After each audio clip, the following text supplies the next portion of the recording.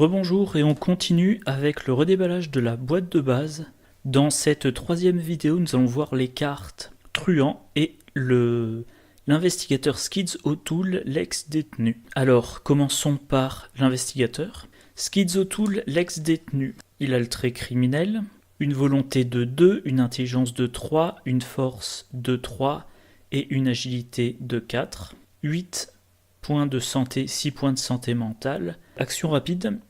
Durant votre tour dépensé de ressources, vous avez le droit d'effectuer une action supplémentaire à ce tour, limite d'une fois par tour. Signe des anciens, plus 2, en cas de réussite, gagnez 2 ressources. Alors taille de deck 30, carte truand de niveau 0 à 5, carte gardien de niveau 0 à 2, carte note de niveau 0 à 5.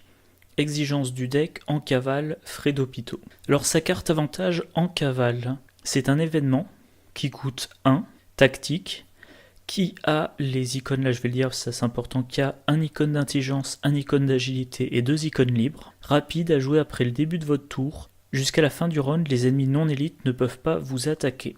Bon, que dire sur cette carte? Alors 1, c'est pas cher, ça coûte pas d'action, c'est à jouer après le début du tour. Jusqu'à la fin du round, les ennemis non élites ne peuvent pas attaquer. Bon, bah ça peut permettre de se tirer d'embarras si on a quelque chose à faire et qu'on veut éviter les attaques d'opportunité, voilà. Jusqu'à la fin du round, aucune attaque. Donc ça peut servir par exemple en fin de scénario, on veut abandonner, soit parce qu'on est mal barré, soit parce que le scénario exige qu'on abandonne.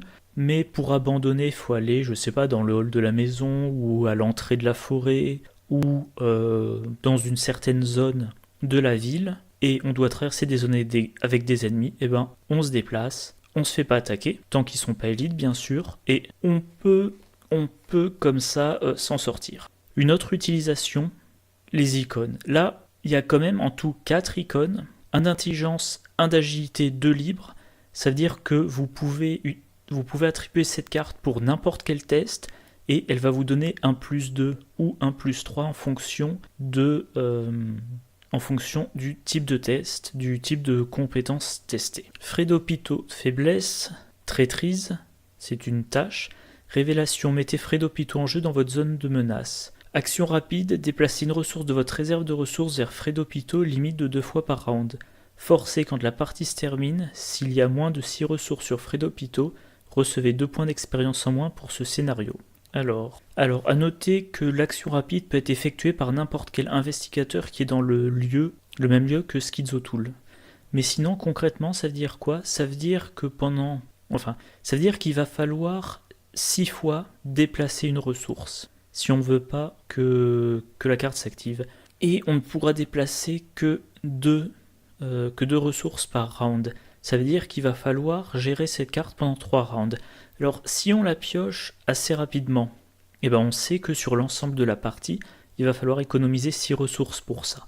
Alors, on n'a pas besoin d'effectuer des actions pour mettre les ressources. On ne craint pas les attaques d'opportunité, mais quand même, ça prend 3 rounds pour approvisionner cette carte, et ça coûte au total 6 ressources. Et 2 points d'expérience en moins pour le scénario, c'est quand même assez contraignant. Moi, quand je fais une campagne, je me dis jamais j'ai trop d'expérience. Je trouve toujours comment employer mon expérience. Et je trouve... je me dis toujours, tiens, si j'avais plus d'expérience, je prendrais volontiers cette carte-là. Donc c'est quand même assez pénible. À gérer. Alors c'est un truand, donc les truands vont avoir quand même pas mal de cartes pour gagner des ressources, mais si vous avez pas, alors sur 3 rounds, vous allez générer pendant la phase d'entretien 3 ressources. Si vous piochez des signes des anciens, à chaque fois ça vous donne 2 ressources. Mais ça implique quand même que les 3 ressources générées, vous les utilisez pas pour autre chose et que vous allez devoir utiliser 3 ressources pour cette carte-là. Si vous convertissez ça en action basique, 6 ressources, c'est 6 actions. Donc ça veut dire que pendant un tour, vous allez dire, j'utilise 3 actions pour récupérer 3 ressources et j'en mets 2 sur frais d'hôpitaux. Pendant la phase d'entretien, vous gagnez une ressource.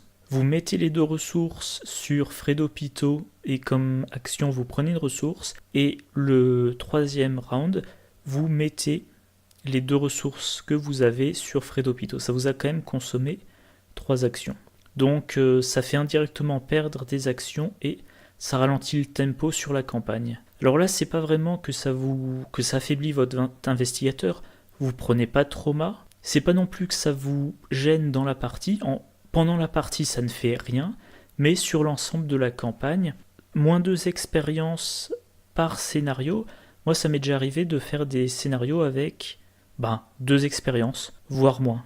À moins de dire, je fais une campagne avec 3 mystiques, chaque mystique joue 2 exemplaires de creuser trop profondément, et Skids joue l'obol de Caron, ou Acaron, je ne sais plus. Ou dans ce cas-là, oui, vous avez plein de points d'expérience, mais sinon quand même ça va vous handicaper. Du coup, Skids O'Toole, alors il a une évasion de 4, c'est bien, mais à part dans la campagne La Civilisation oubliée que je n'ai toujours pas commencé, l'évasion, moi j'ai jamais utilisé trop. J'ai jamais fait de deck, enfin j'ai des listes sous la main, mais j'ai jamais joué un deck où le but c'était de s'évader. Donc c'est une bonne caractéristique, mais qui fait pas partie des plus utilisées, à moins vraiment de vouloir jouer là-dessus.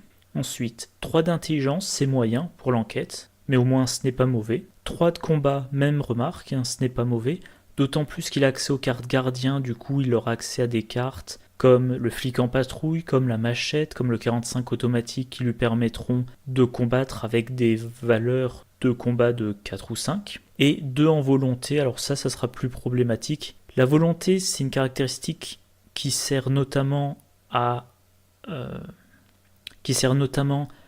éviter de se prendre trop de dégâts de la part des cartes traîtrises. Donc lui, il aura peut-être un petit peu de mal et il n'a que 6 de santé mentale, donc il faudra faire attention à ça. En dehors de ça, il a la possibilité, une fois par tour, de faire une action supplémentaire à condition de dépenser 2 ressources. Donc il a la possibilité de faire 4 actions, 5 actions si il a Léo Deluca. Donc le gain d'action, c'est toujours bien. Là, c'est une action qui peut servir à faire n'importe quoi, pas comme Daisy Walker, qui elle a une action pour utiliser un livre, pas comme Marie Lambeau, qui elle peut utiliser son action supplémentaire pour un sort. Là, c'est une action dont on fait ce qu'on veut, mais par contre, elle coûte 2 ressources. Alors, le signe des anciens, plus 2. Plus 2, c'est beaucoup pour un signe des anciens. Je crois il me semble qu'il y a beaucoup d'investigateurs qui sont à plus 0 ou plus 1, et il doit y en avoir qu'un qui a plus que plus 2 de mémoire. Voilà. Et si on réussit, avec un plus 2, c'est quand même facile de réussir. Si on réussit, on gagne 2 ressources. 2 ressources, c'est le coût pour s'acheter une action supplémentaire. Et 2 ressources, c'est aussi le maximum qu'on peut mettre sur les sur les frais d'hôpitaux chaque tour. Voilà. Alors, passons maintenant aux cartes joueurs. La première, le cran d'arrêt, c'est un soutien qui occupe un emplacement de main. C'est un objet, une arme de corps à corps, illicite. Ça coûte 1, c'est rapide. Action combattre en cas de réussite avec une différence de 2 ou plus, cette attaque inflige plus 1 dégât. Alors, c'est mauvais, très clairement. Le seul truc un peu intéressant, c'est que c'est une carte rapide, donc on ne va pas dépenser d'action pour la poser. Donc éventuellement, vous avez quelque chose dans chaque main, vite vous devez combattre, vous posez votre cran d'arrêt depuis votre main, vous ne prenez pas d'attaque d'opportunité. Mais à part ça, vous n'avez pas de bonus de force pour votre attaque, et vous devez réussir par 2 ou plus pour infliger plus 1 dégât. Donc vous n'avez aucun bonus et de base vous n'infligez qu'un seul dégât. C'est... pas de bonus de force et un seul dégât, c'est le plus merdique qu'on puisse avoir avec une arme. Alors oui, si on réussit avec 2 ou plus, on inflige plus 1 dégât. Sauf qu'on n'a rien pour nous aider à réussir par 2 ou plus. Donc c'est une carte très mauvaise. La seule raison éventuellement de l'inclure, c'est en attendant le niveau 2. La carte de niveau 2 qui se trouve dans le pack l'Express du Comté des Sexes. Qu'est-ce qu'elle a de différent ? Eh bien, déjà, un icône de force en plus, elle coûte 2 XP. On a plus 2 en force pour l'attaque. Si on réussit avec une différence de 2 ou plus, elle inflige plus 1 dégât.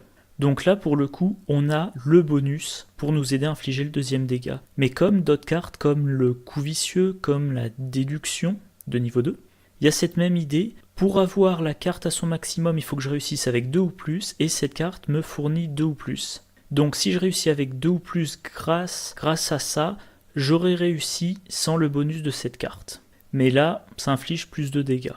Alors, c'est une carte de combat qui a l'avantage, chez les truands, c'est une arme pour le combat, chez les truands qui n'utilisent pas de munitions. Voilà, alors si on regarde les cartes neutres ou truands qui sont des armes. 38 de Roland, bon c'est pour Roland. Arc décoré niveau 3, c'est quand même particulier. Le Colt de poche, c'est une arme à feu, ça a des munitions, ça appartient à un investigateur. Coup de poing américain, ok, niveau 0, inflige plus 1 dégât. L'ennemi attaqué gagne riposte pour cette attaque. Donc là on n'a pas de bonus pour réussir l'attaque, et si on se rate en plus on se prend une riposte. Bon, le couteau de base. Le Derringer, c'est une arme à feu. Fendoir Vétuste, ça coûte 5 XP. Le Kukuri, ça donne un bonus de plus 1 et il faudra dépenser une action supplémentaire pour infliger 1 dégât. Donc un seul test pour 2 dégâts, ok. Ça appartient à un investigateur, ça appartient à un investigateur, ça appartient à un investigateur. Arme à feu et arme à feu.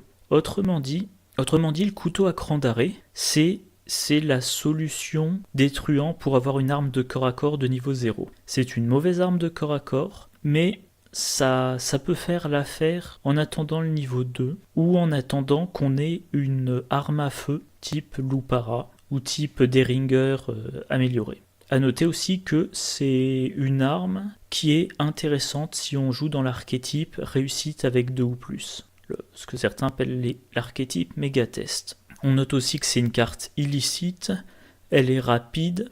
Si on joue receleur, on gagne une réduction de coût et elle devient gratuite. Carte suivante, cambriolage. C'est un soutien qui coûte 1, talent illicite, une action, incliner cambriolage, enquêter, en cas de réussite, au lieu de découvrir des indices, gagner 3 ressources. Alors une solution de gain de ressources pour les truands, c'est utilisable une fois par tour, vu qu'on l'incline. Il suffit de réussir une enquête, et voilà. Ça permet de gagner 3 ressources d'un coup. C'est très intéressant. Bien évidemment, il faut réussir son enquête. Alors Skids, il a 3, c'est moyen. Il aura peut-être besoin de se booster un petit peu pour rendre ça efficace. C'est une carte, moi, que j'aime bien, je le dis à tous les coups, dans un deck Rex Murphy, parce que c'est une investigation, c'est une enquête. Du coup, tous les bonus à l'enquête marchent là-dessus. Du coup, Rex va facilement réussir cette enquête et facilement gagner les 3 ressources, et grâce à sa capacité spéciale, s'il réussit cette enquête-là avec une différence de 2 ou plus, il gagne un indice, en plus des 3 ressources. Bon, cambriolage, moi je trouve c'est une excellente carte de niveau 0 pour générer des ressources en truand. Alors, vol à la tire. Vol à la tire, soutien qui coûte 2 ressources, un talent illicite. Réaction, après que vous avez échappé à un ennemi, inclinez vol à la tire, piochez une carte. Donc dans tous les decks où vous comptez jouer l'évasion, une fois par tour, si vous avez échappé à un ennemi, vous piochez une carte, et cette carte, l'idée c'est qu'elle vous servira, déjà ça vous fait l'équivalent d'une action, vous évitez de dépenser une action pour piocher une carte, et vous espérez évidemment que cette carte soit un, je sais jamais comment ça s'appelle, coup par derrière, ou attaque par surprise, ce qui vous permet d'infliger 2 dégâts sans test à un ennemi incliné. Donc carte intéressante. Dans le pack, le spectre de la vérité, on a le niveau 2, qui rajoute un icône d'agilité. Donc 2 icônes d'agilité, ça commence à être intéressant. 2 icônes identiques, c'est toujours potentiellement intéressant. Si ce sont des icônes qui sont plutôt adaptées à la classe, c'est encore mieux. La carte est rapide. Après que vous avez échappé à un ennemi, inclinez vol à tir, piochez une carte ou gagnez une ressource. En cas de réussite avec une différence de 2 ou plus, faites les 2 à la place. Donc on économise une action pour le placer vu que c'est une carte rapide, et à chaque fois on a le choix entre piocher une carte ou gagner une ressource. Si on réussit avec une différence de 2 ou plus, on fait les 2 carrément. Alors c'est intéressant, je crois que faudrait que je regarde ma liste, mais il me semble que je l'avais mis dans mon deck réussite avec 2 ou plus, et au final je crois pas que je l'avais gardé, ou peut-être qu'en un seul exemplaire. C'est bien, mais je sais pas, voilà, je suis moyennement convaincu. Alors, Derringer 41, un soutien qui occupe un emplacement de main, objet, arme à feu illicite, ça coûte 3. Utilisation 3 munitions. dépensez une munition combattre, vous gagnez plus 2 en force pour cette attaque. En cas de réussite avec une différence de 2 ou plus, cette attaque inflige plus 1 dégât. Alors ça fait un peu penser au cran d'arrêt, dans le sens qu'il faut réussir avec 2 ou plus pour infliger un deuxième dégât. Sauf que là, on a les plus dans le combat. Donc on a de l'aide pour réussir son premier dégât, et on peut éventuellement faire 2 dégâts en une seule attaque. Si on est dans une situation à faire 2 dégâts en une seule attaque, sans utiliser le Derringer, on aurait quand même fait 1 dégât. C'est une arme à feu, elle n'a que 3 munitions et elle coûte 3. C'est quand même une arme qui est mauvaise, je trouve. Dans le pack Le Masque Blême, on a la version à 2 XP. Alors, comme différence, on dépense une mission en combat, on gagne plus 2 en force, comme avant. En cas de réussite avec une différence de 1 ou plus, cette attaque inflige plus 1 dégât. Une fois par tour, en cas de réussite avec une différence de 3 ou plus, vous avez le droit d'effectuer une action supplémentaire à ce tour. Donc, on dépense 2 XP et c'est plus facile de faire le deuxième dégât. C'est-à-dire qu'on a plus 2 en force et on a besoin que d'une réussite avec 1 ou plus pour infliger le deuxième dégât. Donc, en utilisant le Derringer de niveau 3, on peut infliger 2 dégâts dans une situation où sans le Derringer, on n'aurait même pas réussi à infliger 1 dégât. Si on réussit avec 3 ou plus, on fait une action supplémentaire. Bon bah, ça peut toujours être utile. À noter dans la FAQ que quitte ou double les bonus donnés. Donc si vous tirez avec le Derringer 41 que vous réussissez avec une différence de 3 ou plus, et ben vous infligez plus 1 dégât x 2, donc 3 dégâts en une attaque, et vous avez une action supplémentaire x 2. Bon. Donc le Derringer 41 de niveau 2 est plus intéressant que le Derringer 41 de niveau 0, mais c'est quand même... Enfin bon, moi je trouve c'est que 3 munitions, c'est vite épuisé. Comme on fait pas forcément 2 dégâts à la fois, c'est plus une solution de secours qu'une arme de premier choix. Dans le cas de Skids, comme il a accès aux cartes gardiens, il a tout intérêt à prendre plutôt le 45 automatique et la machette. Alors, Leo De Luca, c'est un soutien qui coûte 6, qui occupe un emplacement d'allié, trait allié criminel, 2 de vie, 2 de santé mentale. Vous avez le droit d'effectuer une action supplémentaire durant votre tour. Vous passez de 3 actions à 4 actions, plus un tiers d'action, c'est génial. Alors il est cher à poser, si vous l'avez dans votre deck, vous voulez le poser au premier tour, et concrètement au premier tour, première action, vous prenez une ressource, deuxième action, vous posez Leo De Luca, et il vous reste 2 actions pour faire quelque chose. Alors peut-être pour prendre 2 ressources, parce que vous en aurez besoin. Donc il est vraiment très pratique, il est quasiment incontournable dans les decks qui peuvent l'inclure, ce qui peut poser problème vu qu'il est unique. Donc si vous jouez en multijoueur et qu'il y a un Schizotool à la table ainsi qu'un Wendy, vous pouvez avoir un problème pour savoir qui le mettra dans son deck. Alors le seul truc c'est qu'il coûte 6 ressources. Alors dans la boîte de base on a une version de niveau 1, c'est exactement pareil, sauf qu'elle coûte une ressource de moins. Donc là, si vous commencez avec cette carte en main, première action, vous la posez. Vous n'avez pas besoin de dire je fais une première action pour gagner une ressource. Bon, je suis pas certain que dépenser un XP pour s'économiser une ressource à chaque scénario soit très intéressant.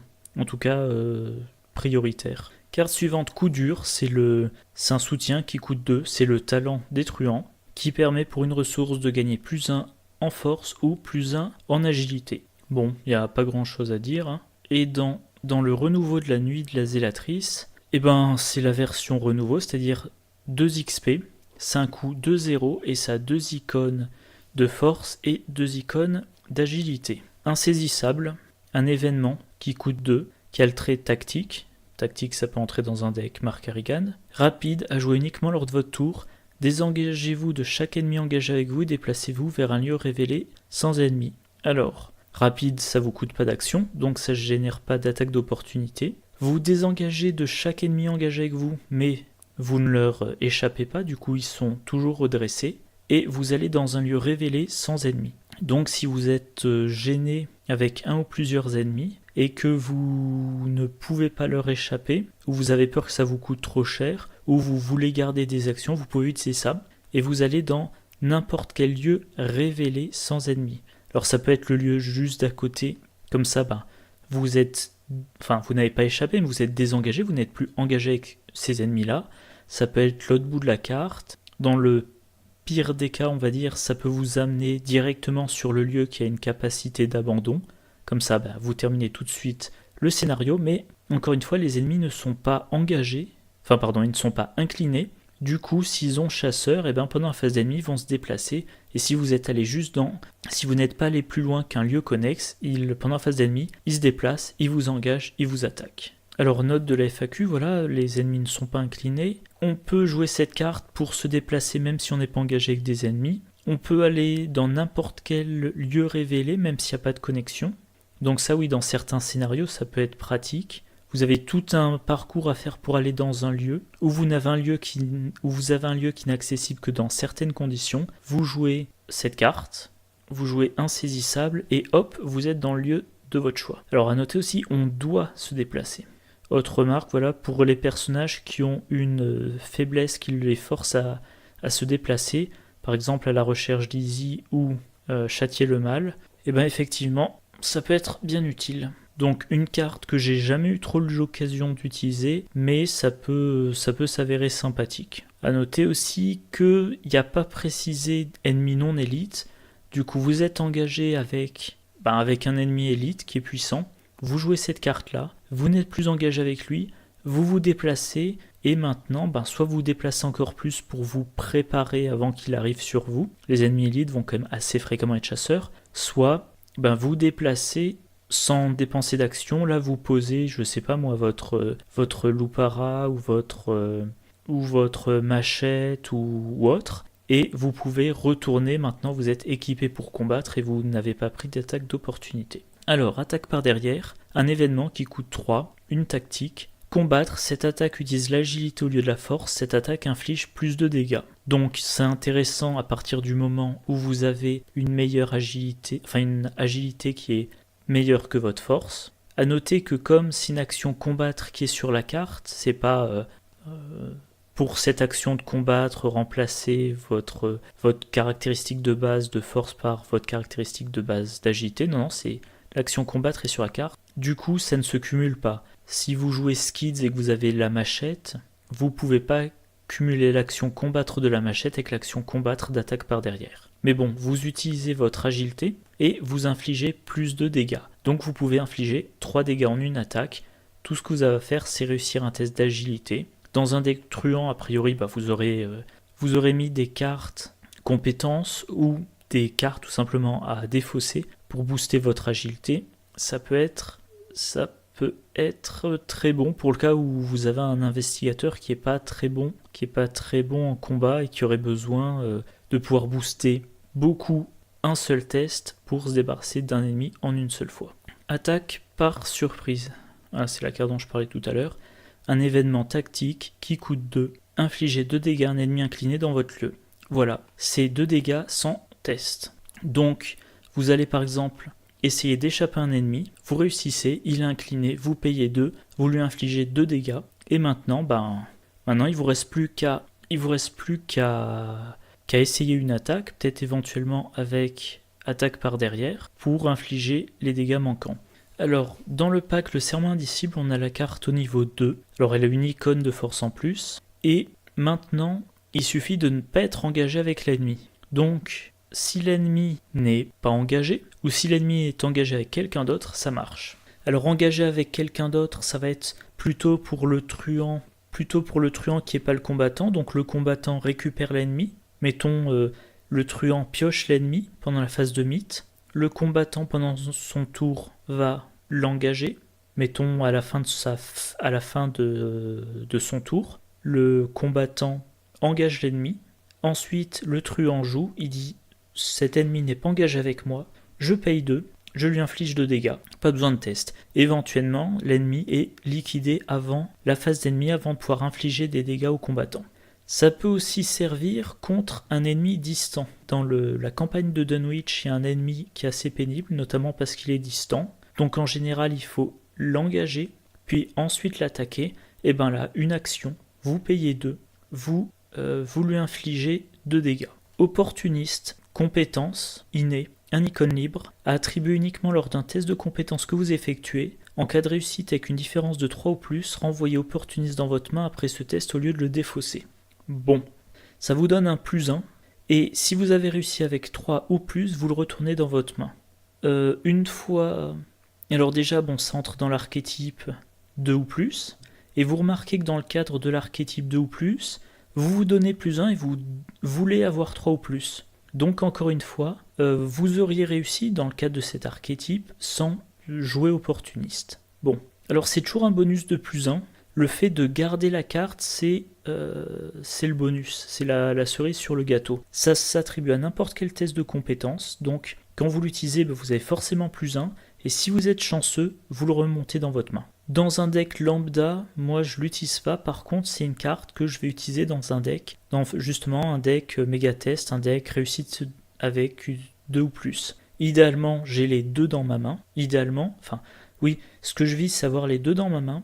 Je dois faire un test, je joue chaque exemplaire d'opportuniste, ça me donne +2, et je veux réussir avec 3 ou plus. Donc en fait, c'est un test auquel j'aurais réussi avec +1 sans utiliser mes cartes opportunistes. Mais allié avec d'autres cartes, par exemple coup dur, je dépense quelques ressources pour me donner des bonus, ou additionné avec un cran d'arrêt de niveau 2 qui me donne +2 en combat. Bon voilà, j'essaie de cumuler les boosts pas trop chers et ça me permet de remonter opportuniste dans ma main et idéalement de le jouer test après test. Aux frontières du visible, on a la carte de niveau 2. Qu'est-ce qui change?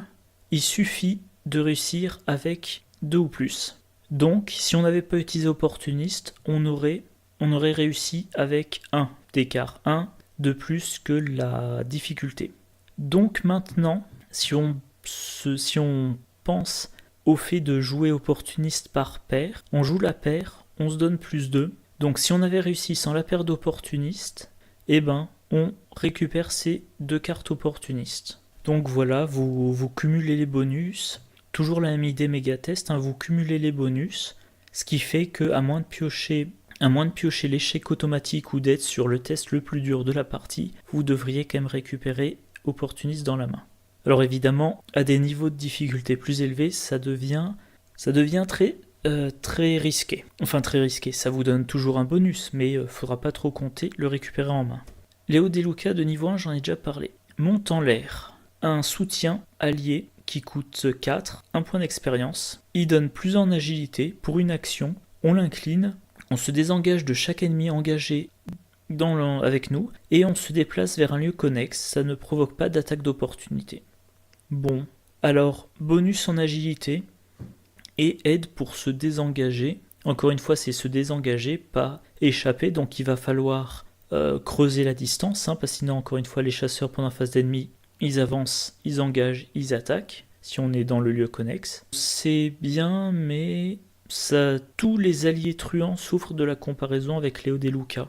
Là en l'occurrence, je pense que ça ne sera intéressant que dans un deck basé sur beaucoup d'agilité et pas de combat, sachant qu'il y a d'autres alliés qui vont pouvoir fournir ce bonus de plus en agilité. Donc c'est une carte ok, mais moi je la trouve pas... Enfin j'ai jamais eu l'envie de l'utiliser. Alors pari truqué événement, qui coûte 2, 3 XP, chance perspicacité, rapide, à jouer après que vous avez révélé un pion KO avec un modificateur négatif, transformez le moins de ce pion en plus. Et ben ça coûte cher, 3 XP, mais ça coûte ensuite 2 ressources à jouer, mais quand même on fait un test, on veut le réussir, on a un modificateur très négatif, et ben ça devient positif. Donc normalement, évidemment vous le jouez pas si ça ne vous fait pas gagner le test, donc quand vous jouez cette carte, déjà vous réussissez le test. C'est-à-dire... Enfin oui, donc déjà vous réussissez le test. Éventuellement, si vous faites ça parce que vous avez pioché un jeton spécial négatif, comme le crâne ou le cultiste, c'est pas rare que ces jetons-là aient une capacité du genre si vous ratez, vous prenez tel malus. Donc ne pas rater peut être très important. En plus du test en lui-même, vous attaquez un ennemi, l'ennemi a riposte, vous ratez votre attaque. Vous voulez pas parce que vous voulez pas vous prendre la riposte. Si en plus vous ratez l'attaque parce que vous avez pioché un jeton qui vous dit si vous ratez ce test, subissez 2 horreurs, entre la riposte et le jeton, ça peut être, 2 dégâts et 3 horreurs, donc ça peut être extrêmement grave. Du coup, là, non, vous avez réussi. Alors évidemment, comme vous n'allez pas utiliser ça normalement sur un -1 ou sur un -2, mais plutôt sur un -3 ou -4, voire plus si vous êtes à des niveaux de difficulté plus élevés, ou si vous avez un jeton spécial négatif très mauvais, je sais pas, genre -1 par ennemi en jeu et il y a 5 ennemis en jeu, et ben quand vous transformez le moins en plus, normalement ça vous donne un gros bonus, et donc c'est une carte qui va être assez intéressante dans tous les decks réussite avec 2 ou plus. Si vous avez cette carte là en main, disons que si vous vous dites je veux pas rater mes tests, je me protège, enfin je me mets dans les conditions où je réussis tout sauf si je pioche l'échec automatique. Vous prévoyez d'être à +4 au-dessus de la difficulté, et ben avec cette carte là vous n'avez pas besoin de vous protéger du jeton -4. Si vous piochez le jeton -4, vous jouez ça. Donc il vous suffit de vous protéger du -3. Et vous gardez cette carte là en main et à chacun de vos tests vous investissez moins en cartes, en ressources. Voilà. Donc moi je trouve que c'est une très bonne carte. Alors c'est à usage unique et ça coûte 3 d'expérience, mais c'est quand même très pratique. Alors si vous jouez cette carte là parce que vous allez perdre vos 2 compétences opportunistes, c'est peut-être gâché. Mais globalement, je trouve que c'est une très bonne carte. Série gagnante, un événement qui coûte 3 ressources, 4 expériences, gagner 10 ressources. Donc vous faites un gain de 7 ressources. Alors 4 XP, il faudra du temps pour l'inclure dans le deck. Au moment où vous voulez le jouer, vous devez avoir 3 ressources, mais vous passez de 3 à 10 ressources. Vous avez un gain de +7 ressources, +7 ressources, ça peut être +7 à des tests, grâce à une carte comme coup dur. Donc c'est vraiment puissant. Dans l'archétype méga test, c'est des ressources que vous pouvez dépenser justement pour vous donner des bonus au test. Ça va être 5 tests pour lesquels vous allez dépenser 2 ressources pour vous donner +2, en espérant que ça soit le +2 qui vous fasse passer de réussite à réussite avec 2 d'écart. Et dans un deck truand friqué, ça sera la possibilité d'avoir du fric. Dans une de mes dernières vidéos, je parlais des compétences. Dans une de mes dernières vidéos, je parlais de la compétence truand, donc de la boîte, le cercle brisé. Et une compétence, si quand vous l'utilisez, vous avez 10 ressources en jeu, elle a 3 icônes d'agilité et 3 icônes d'intelligence. Donc voilà, vous jouez série gagnante et vous avez cette compétence-là au max. Il y a aussi le soutien qui vous donne une fois par tour, quand vous l'inclinez +1 à une compétence pour chaque lot de 5 ressources que vous avez en jeu. Vous avez 3 ressources en jeu, vous jouez série gagnante, et ce soutien vous donne +2 alors qu'avant il ne vous donnait aucun bonus. Alors dans le renouveau de la nuit de la zélatrice, on a une version de niveau 2. Alors ça ne coûte que 2 points d'expérience, ça coûte 5 ressources et ça donne 10 ressources. Donc vous dépensez 2 XP de moins, mais vous avez un gain net de 2 ressources de moins. Alors évidemment, c'est moins bien, mais il y a 2 choses. Déjà, vous pouvez l'inclure plus tôt, ça peut vous arriver, vous finissez un scénario, vous n'avez que 2 XP, vous mettez celle-là en vous disant « j'inclurai l'autre plus tard, quand j'aurai 2 XP de plus ». Et enfin, 2 XP, il y a des investigateurs qui ne peuvent prendre les cartes truands que jusqu'au niveau 2. Donc ils peuvent avoir cette série gagnante là, mais pas l'autre. Voilà, typiquement Finn Edwards, il peut avoir les cartes truands de niveau 0 à 3. Donc il peut avoir cette série gagnante là qui lui fait un gain net de 5 ressources, mais il ne pourrait pas utiliser l'autre qui lui ferait un gain net de 7 ressources. Donc si vous voulez un Finn friqué, vous allez devoir prendre cette série gagnante de niveau 2. Et voilà, c'était la dernière carte du pack. Donc, comme pour la vidéo précédente, on va faire un petit récapitulatif. Alors, le cran d'arrêt de niveau 0, on l'inclut si on n'a pas de meilleure arme de corps à corps. Le cran d'arrêt, c'est à peine mieux que le couteau, voilà, on inclut si on peut pas faire mieux. Le niveau 2 sera intéressant éventuellement dans un deck avec réussite à 2 ou plus. Cambriolage, c'est quand même une carte très pratique dès qu'on veut générer de façon régulière des ressources. Vol à la tire, ça fait partie de toutes ces cartes-là, ça m'intéresse, mais je ne finis par toujours les virer du deck, ou éventuellement, si je veux vraiment la tester, j'en laisse qu'un exemplaire. Le Derringer 41, c'est à peine mieux que le cran d'arrêt, mais ça n'a que 3 munitions. Le Derringer de niveau 2 est intéressant. Mais bon, de toute façon, quand on veut des bonnes armes, il faut piocher chez les gardiens. Et les bonnes armes de truand, ça va être des armes à feu de niveau plus élevé. Léo Deluca, plus une action par tour, 4 actions par tour au lieu de 3, c'est génial. Son niveau 1, bon, ça vous économise une ressource. Je ne l'ai jamais utilisé. Coup dur, c'est le talent qui vous donne des bonus de force ou d'agilité pour une ressource pour un +1. Insaisissable, vous vous désengagez, vous vous déplacez où vous voulez. C'est très pratique pour se repositionner, pour se rééquiper. C'est dans l'optique, si on ne se dit pas, dès que je vois un ennemi, je le tue, mais si on se dit plutôt, bon, les ennemis, je les combats qu'en dernier recours, voire je garde toutes mes cartes de combat pour le boss de fin de scénario, ça va être très intéressant. Attaque par derrière, vous combattez avec votre agilité, si vous réussissez, vous infligez 3 dégâts en un test. C'est bon pour tous les investigateurs qui ont une bonne agilité et une force quelconque. Attaque par surprise, 2 dégâts un ennemi incliné dans le lieu. Pas de test, 2 dégâts d'un coup, tout ce que vous avez à faire c'est à l'incliner. Donc par exemple en lui échappant. Donc dès que vous avez une bonne agilité, c'est intéressant, surtout si vous êtes toujours dans la même logique. J'ai pas une force qui me permet de combattre et d'infliger 2 dégâts à la machette, puis 2 dégâts à la machette, non. Attaque par surprise, voilà, vous faites pas de test, vous avez simplement à réussir à l'incliner plus tôt. À noter le niveau 2, qui fait que vous n'avez même pas besoin de décliner l'ennemi, il suffit qu'il ne soit pas engagé avec vous. Soit qu'il n'est pas engagé, soit qu'il était engagé que vous l'avez incliné, soit qu'il est engagé avec quelqu'un d'autre. Et c'est toujours sans test. Opportuniste niveau 0, c'est quand même pas génial. Le niveau 1, ça ne sera intéressant que dans des decks méga test.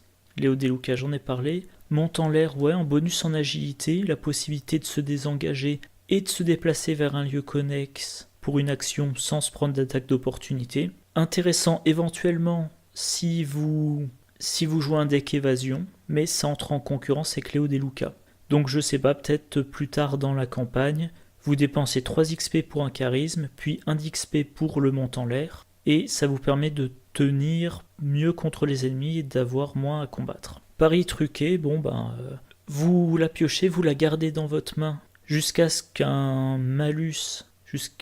modificateur négatif de jeton de KO vous fasse rater un test. Vous jouez la carte, vous réussissez le test. Normalement, vous le réussissez de beaucoup, parce que je dise pas de bêtises, si vous le ratez de 2, vous devez atteindre N. C'est dur à faire il y a plusieurs paramètres à prendre en compte, c'est pas simplement si vous ratez 2, vous réussissez de 2 maintenant, c'est plus compliqué. La difficulté est de 3. Vous avez 5. Vous piochez un -3. Ça vous ramène à 2. Vous avez raté de 1. Vous jouez pari truqué, vous transformez le -3 en +3. Maintenant vous avez 8 contre 3, vous réussissez de 5. Normalement, pari truqué, ça activera aussi à tous les coups tous les effets de réussite avec 2 ou plus, réussite avec 3 ou plus. Série gagnante, ça coûte 4 XP, vous transformez 3 ressources en 10 ressources. C'est génial dans tous les archétypes friqués, dans tous les decks qui utilisent l'archétype friqué ou l'archétype méga test. Dans les autres decks, vous gagnez plein de ressources. Si vous ne pouvez pas inclure la carte de niveau 4, vous prenez celle de niveau 2. Condition que vous puissiez l'inclure aussi évidemment. Voilà, donc j'ai fait le tour des cartes. Moi, honnêtement, les cartes truandes, ce pack, je trouve pas folichonne. Il y a Léo Deluca, certains disent c'est la meilleure carte de tout le jeu. Ok, pourquoi pas. Passer de 3 actions à 4 actions par tour, si on fait que des actions de merde, oui, on a plus de tentatives, mais si on est mauvais quand même. Voilà, c'était les cartes truand et l'investigateur Skids O'Toole.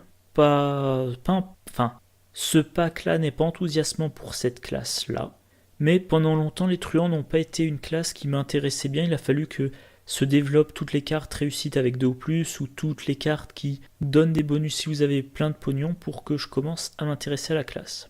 Allez, j'espère que la vidéo vous a plu, comme d'habitude, et je vous dis bonne soirée et à la prochaine. Au revoir.